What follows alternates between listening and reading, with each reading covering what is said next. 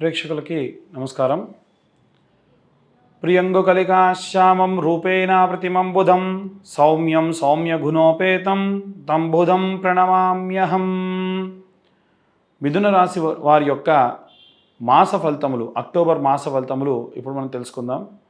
ఈ యొక్క రాశి వారికి సంబంధించి శని విస్తరించి ఉన్నటువంటి అదృష్ట సంఖ్య సంబంధించినటువంటి రాసుల్లో సంచరించడము, అలాగే 7వ స్థానంలో కుజుడు సంచరించడం వల్ల కాస్త మంచి ఫలితాలు గోచరిస్తూ ఉన్నాయి. ఈ యొక్క మిథున రాశి వారికి సంబంధించి ఈ యొక్క మాసములో అక్టోబర్ నెలలో ఉన్నటువంటి ప్రత్యేకమైనటువంటి విషయాల గురించి మనం చెప్పుకున్నట్టయితే, వ్యాపారానికి సంబంధించి, విద్య, ఉద్యోగము, వీటికి సంబంధించినటువంటి వారందరికీ కూడా మొదటి 3 వారాలు మంచి ఫలితాలు ఉన్నాయి. ఆఖరు వారంలో మాత్రము కాస్త మిశ్రమ ఫలితాలు ఉన్నాయి.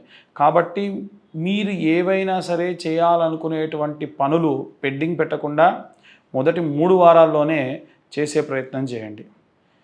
ఇక ఆరోగ్యానికి సంబంధించిన విషయానికి వస్తే కాస్త ఇబ్బందికరమైనటువంటి విషయాలు ఈ యొక్క రాశి వారికి కలిగేటువంటి అవకాశాలు ఉన్నాయి.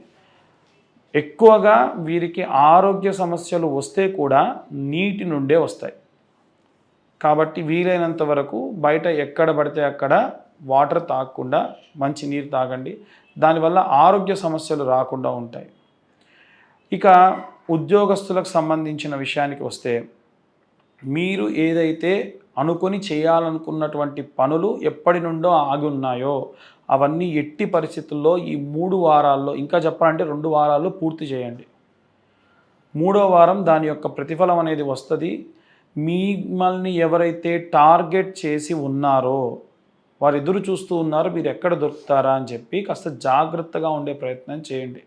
వ్యాపారస్తులకు సంబంధించి కూడా ఇది వర్తిస్తుంది. మీరు ఏదైతే నూతనంగా ప్రారంభించాలనుకున్నటువంటి వ్యాపారం ఉందో అది ఎట్టి పరిస్థితుల్లో ప్రారంభించి ప్రయత్నం తొందరగా చేయండి. ఎక్కువ మందికి చెప్పకండి. మనం సాధారణంగా చేసేటువంటి తప్పేమిటి అని అంటే, డబ్బులు వస్తే చెప్పుకుంటాం, కష్టం వస్తే దాచుకుంటాం. కానీ అలా ఉండకూడదు. కష్టం వస్తే చెప్పుకోవాలి, డబ్బులు వస్తే దాచుకోవాలి.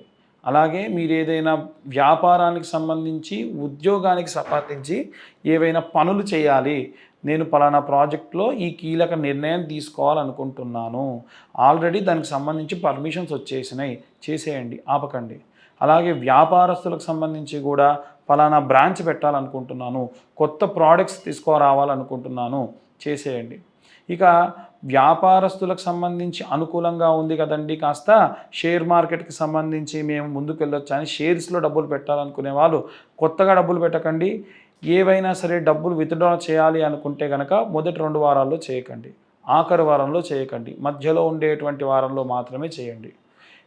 ఇక విద్యార్థుల విషయానికి వస్తే, మీరు ఎప్పటిలాగానే ఈసారి కూడా విద్యకు సంబంధించినవన్నీ ఉంటాయి. ఇంకా చెప్పాలి అంటే కాస్త ఆహ్లాదకరమైనటువంటి వాతావరణాన్ని ఈ రాశివారు ఈ నెలలో మీరు కాస్త ఎక్కువగా చూస్తారు.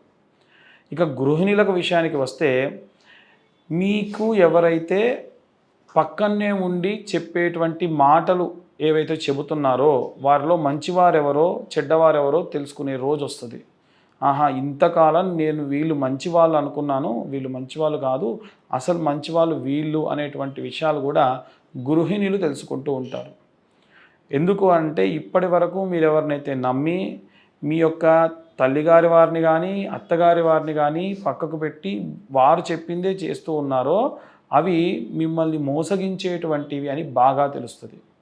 ఇక ప్రత్యేకంగా వివాహానికి సంబంధించి ఎదురు చూస్తున్న వాళ్ళు ఎవరైతే ఉంటారో, దసరా పూర్తయిన తర్వాతకి కీలకమైనటువంటి నిర్ణయాలు తీసుకోండి. ఇప్పటి వరకు పలానా ఏజ్ వాళ్ళు వస్తే చేసుకోనని, పలానా ఉద్యోగస్తులు వస్తేనే చేసుకుంటానని ఆడవారు కానీ మగవారు కానీ ఏవైతే ఉన్నాయో అవన్నీ పక్కకు పెట్టి జాతకాలు చూసుకోండి.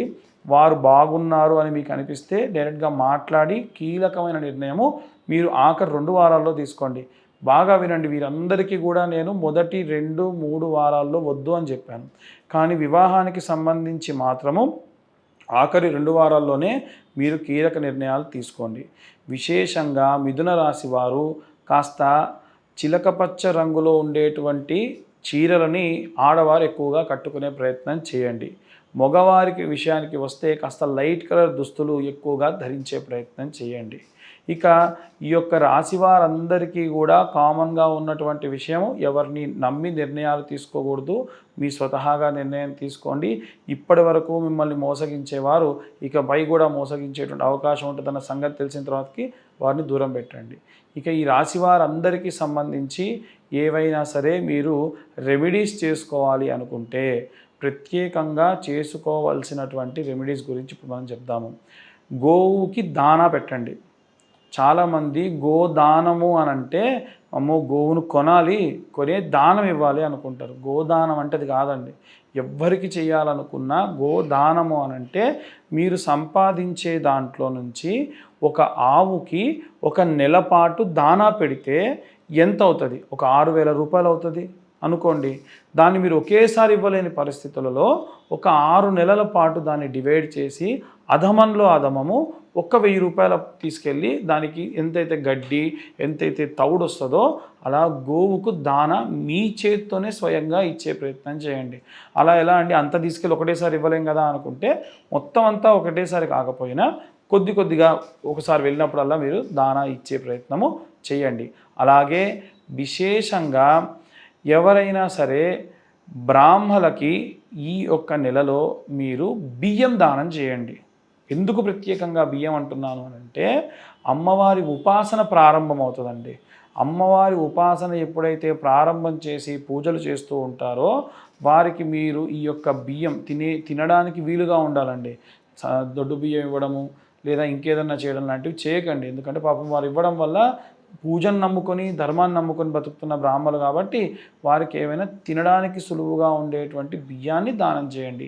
ఇంకెవరికైనా మీ సొంతంగా ఉన్నటువంటి పొలం నుంచి బియ్యం వచ్చాయనుకోండి, ఆ బియ్యం తీసుకెళ్ళి దానం చేసే ప్రయత్నం చేయండి. ప్రత్యేకంగా అమ్మవారి నవరాత్రులు 9 రోజులు కూడా విప్ప నూనెతోని ఈ రాశి వారు దీపారాధన చేయండి. ఈ 9 రోజులు కూడా అమ్మవారికి మళ్ళీ చెప్తున్నాను, విప్ప నూనెతోని ఈ 9 రాసుల వారు కూడా దీపారాధన చేయండి.